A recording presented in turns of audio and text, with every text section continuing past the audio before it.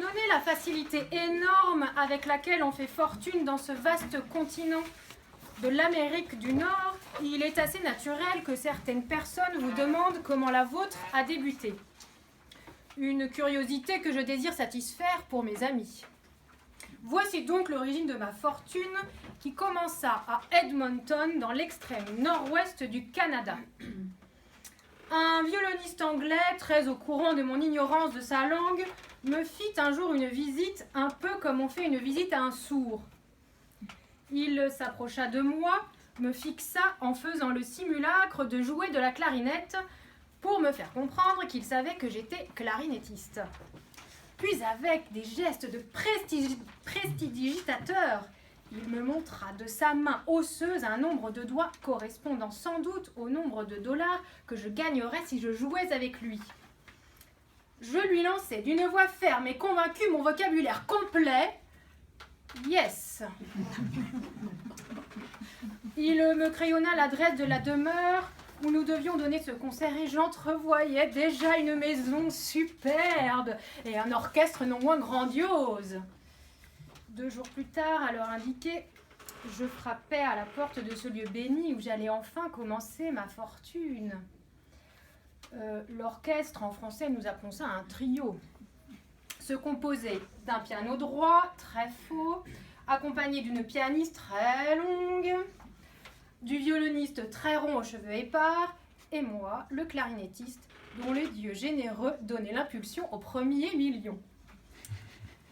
Le piano dans un coin, le violoniste dans un coin, et moi dans un coin, formé par un autre coin du piano et la porte. Tel était le tableau de l'orchestre. Ma position difficile semblait être plus compliquée pour la maîtresse de maison qui prétendait faire passer les invités entre un autre coin du piano et moi-même. Elle semblait d'ailleurs s'impatienter et devenir nerveuse et je tremblais à la pensée que peut-être j'en étais un peu la cause. Et j'eus comme une vision de nuages très noirs au fond desquels ma fortune naissante disparaissait. Après quelques minutes d'un crescendo évident d'effluves nerveuses entre la maîtresse de maison et son clarinettiste, elle s'approcha de moi et sur un ton élevé, court et pincé me dit « Go back !» Reculer était plutôt difficile, étant déjà collé à la porte et n'ayant pas la fluidité d'un fantôme. Mais je contractais avec courage et mes genoux et ma clarinette sur mon estomac. Alors, avec l'accent désespéré d'une femme qui est vraiment à bout de tout, elle me cria « Open the door and sit down !»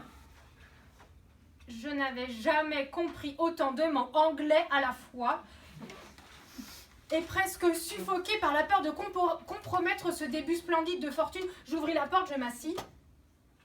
J'étais assis dans un de ces endroits intimes, solitaires, que nous appelons si gracieusement en français « water closet ». Et sur ce trône troué et dur, je jouais de la clarinette pendant 2 heures. Et l'on m'apportait de temps à autre sur un plateau des gâteaux et du chocolat.